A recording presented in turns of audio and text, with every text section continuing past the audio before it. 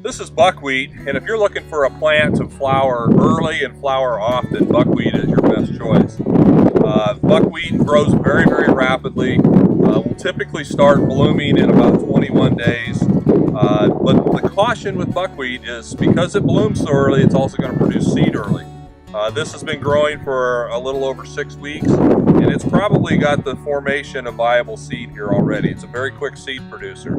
So it's a wonderful attractant for pollinators and beneficial insects. It grows very, very quickly, but you are going to have volunteer seed to deal with. So far, we've not really had any reports of people saying that it's been difficult to control. The frost will take it out. But it's just a very, very aggressive plant. We love having buckwheat in our mixes because of what it does for drawing in the insects. Not only general wild pollinators, but a lot of your predatory insects, some of your predatory wasps, syrphid flies, can use buckwheat pollen as a substitute for live prey, which means that you can attract, once this starts blooming, it's going to attract, I don't know if you can see it on the camera, but there are little critters just flying all over in here.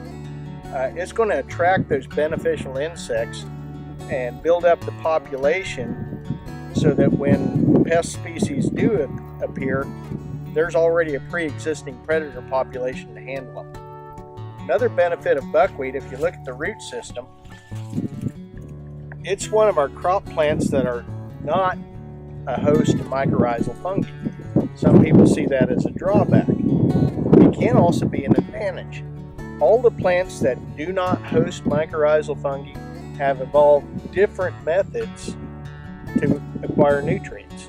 And the roots of phosphorus secrete some organic acids that actually make phosphorus more available. And that's its mechanism to cope with its lack of mycorrhizal fungi.